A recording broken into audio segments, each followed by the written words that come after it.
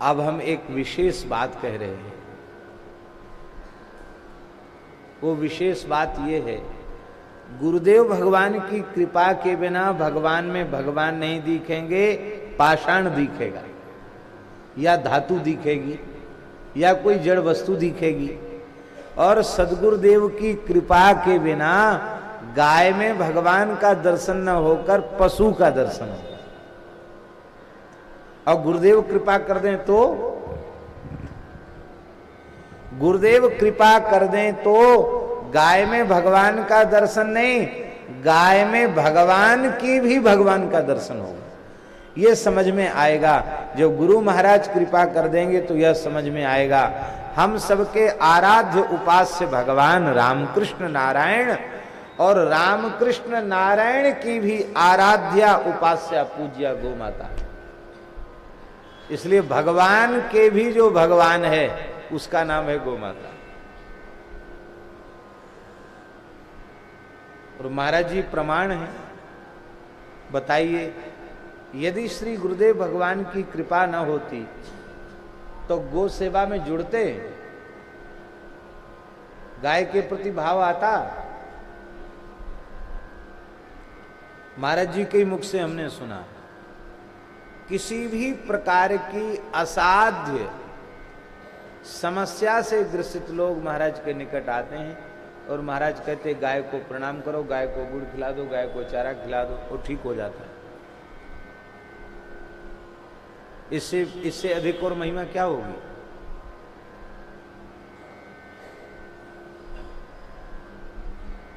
गाय में संपूर्ण देवताओं का निवास है, संपूर्ण तीर्थों का निवास है, संपूर्ण वेद की ऋचाओं का निवास है, संपूर्ण शास्त्रों का निवास है। इसलिए गाय से सब कुछ प्राप्त किया जा सकता है।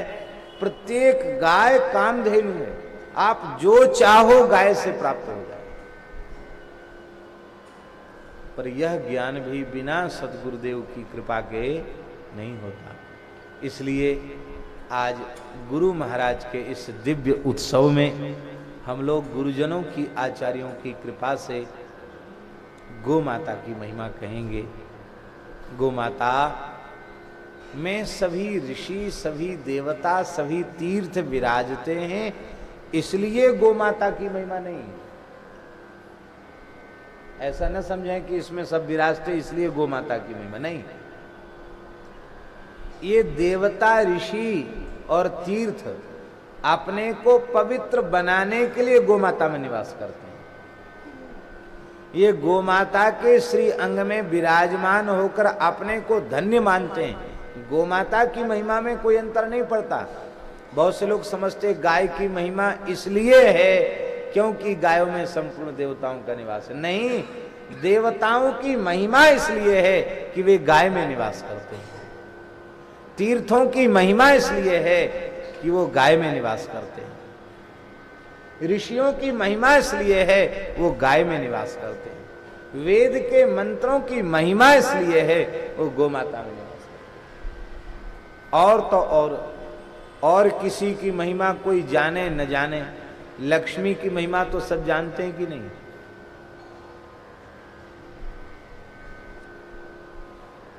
लोगों ने तो यहां तक कहावत स्वामी जी बना रखी है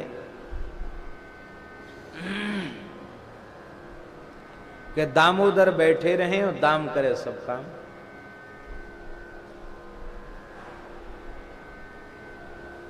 या जग में दो बड़े और दामोदर एक दाम, दामोदर बैठे रहें, दाम करे सब काम। भगवान को कोई न चाहे भले, पर लक्ष्मी को सब चाहता है। संपत्ति की, ऐश्वर्य की अधिष्ठात्री शक्ति लक्ष्मी को सब चाहते हैं।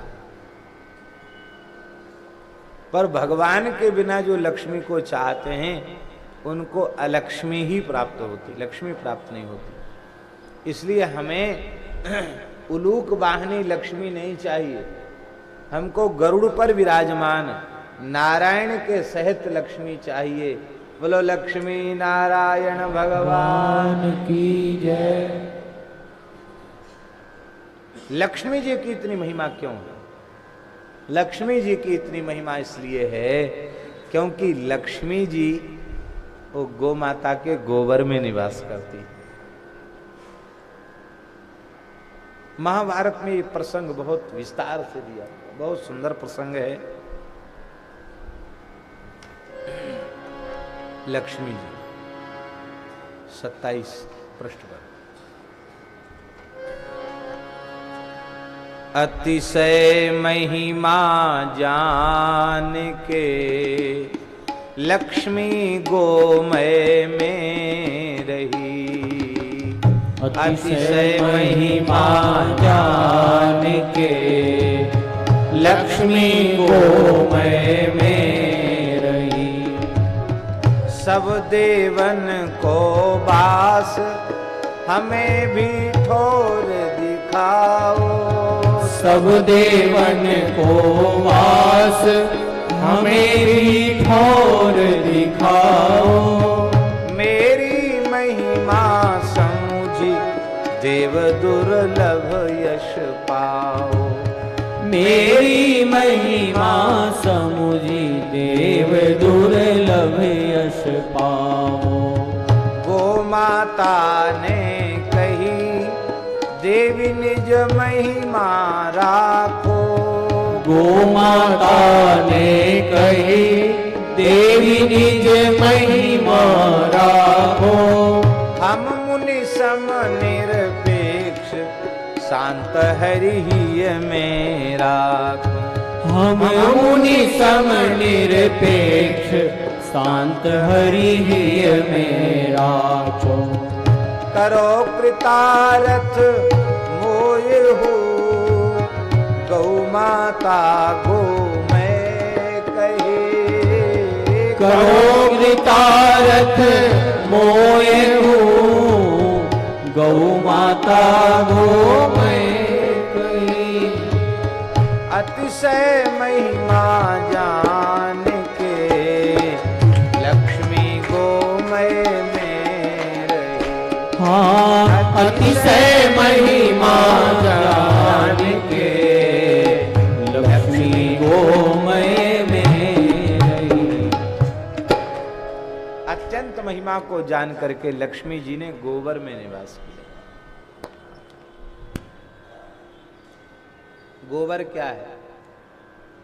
हमारे ब्रज के महान संत पूज्य बाबा श्री ठाकुरदास जी महाराज कहते थे, महान गोभक्त संत बाबा ठाकुरदास जी कहते थे, अरे सीधा साधा अर्थ गोबर, बर माने वरदान।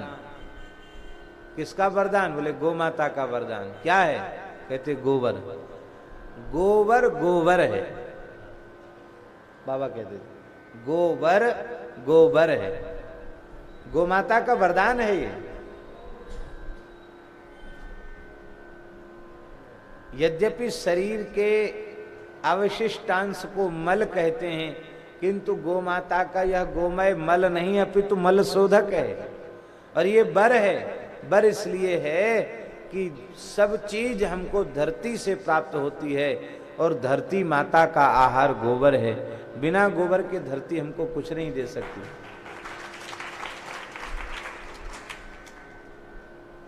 आपके पास गैया है और खूब दुधारू गाय है, और उस दुधारू गाय को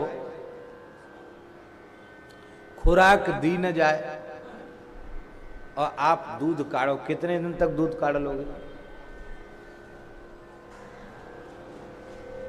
धरती माता का आहार गोबर गोमूत्र है।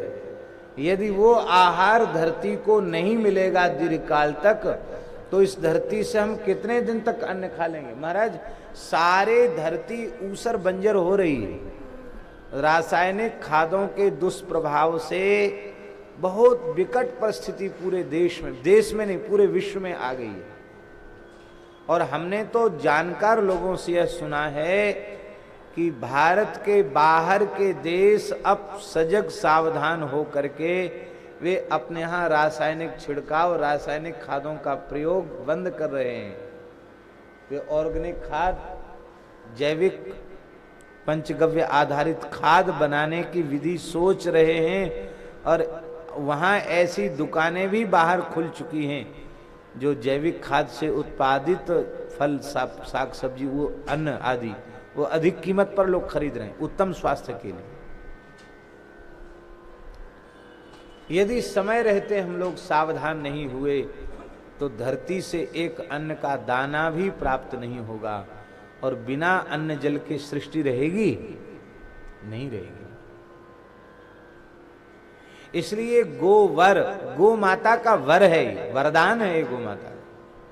बाबा कहते थे गोबर गोबर है, गाय का वर है, वरदान है।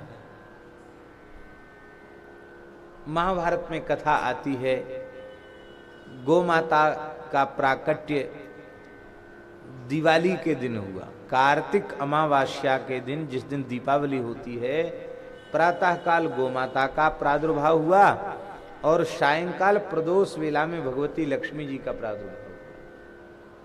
लक्ष्मी जी का जन्म संध्या काल का है, इसलिए संध्या के समय सभी लोग लक्ष्मी पूजन करते हैं। पर एक ही दिन समुद्र मंथन से गोमाता भी प्रकट हुई और सुरभि माता भी प्रकट हुई, पर गौ माता भी प्रकट हुई और लक्ष्मी माता भी प्रकट हुई। तो लक्ष्मी माता प्रकट हुई संध्या को और गौ माता प्रकट हुई प्रातः काल। तो गौ माता अग्रजा हुई और लक्ष्मी जी अनुजा हुई। गाय बड़ी बहन है और लक्ष्मी छोटी बहन है। महाराज माता पिता एक ही है, समुद्र से पैदा हुए हैं। सिंधी समाज में तो जो उनके मूल आचार्य जिनको कहा जाता है श्री झूलेलाल जी महाराज, वो किससे प्रकट है? वरुण के स्वरूप हैं, समुद्र से ही तो प्रकट हैं।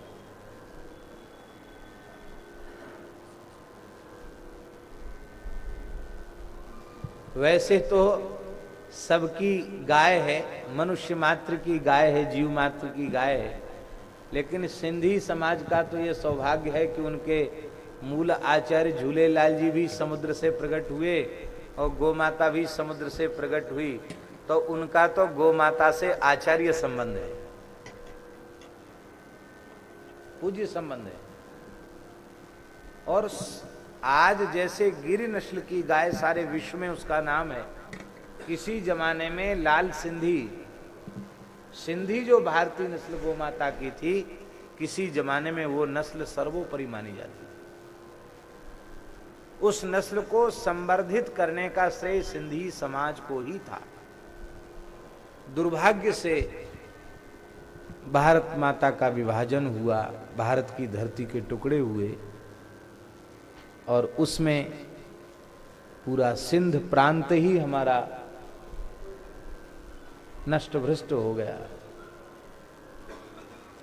और जब सिंध प्रांत नष्ट भ्रष्ट हुआ तो उनकी गोपालन संस्कृति भी प्रभावित हुई, गोपालन संस्कृति भी प्रभावित हुई। इसलिए प्राचीन परंपरा रही है, प्रातः काल गोपूजन दिवाली के दिन हो और सायंकाल लक्ष्मी जी का पूजन हो। प्रातः काल दीपावली के दिन कोई गौ माता की सेवा न करे, गौ माता की पूजा न करे, आरती न करे, और सायंकाल को लक्ष्मी जी की ही केवल आरती पूजा करे।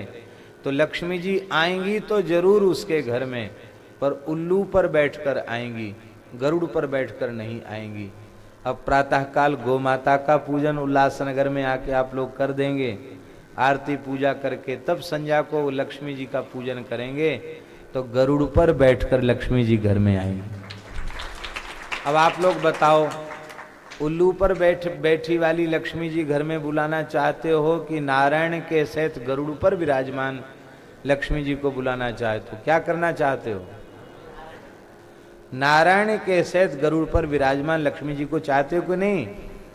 तो आज ही पक्का निश्चय कर लो गुरु महाराज की सन्निधि में कि हम यहाँ रहेंगे तो ठीक है, अन्यथा कहीं भी रहेंगे, संभव हो सकेगा तो प्रयास पूर्वक हम प्रत्यक्ष रूप से प्रातः काल गौ माता की पूजा करके, गोग्रास अर्पित करके तब सायंकाल को लक्ष्मी पूजा करेंगे। बिना गो पूजा के लक्ष्मी पूजा सफल नहीं है, ये हमारे शास्त्रों में लिखा है।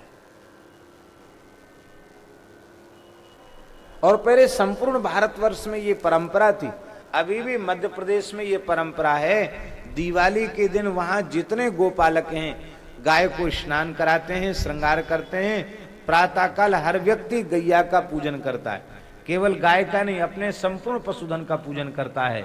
और उस दिन बछड़ा गैया दुही नहीं जाती है, चरने भी नहीं भेजते हैं, वहीं पवाते हैं उनको। और दिवाली के दिन पूरी थाली सजाकर उनको पवाई जाती है। उस दिन कच्ची रसोई नहीं बनती घर में, खीर पूड़ी वगैरह बनती है। और गौ माता को जिमाया जाता है, पहले गौ माता को थाल परोस कर जिमाया जाता है, ये परंपरा आज भी है। और उस दिन बछड़ा बछिया को छूट कर दूध पीने दिया जाता, धार नहीं काढ़ी जाती है। इस परंपरा का पुनः पूरे भारत में, पूरे विश्व में प्रचार होना चाहिए, जहां भी भारतीयता का आदर करने वाले लोग हैं।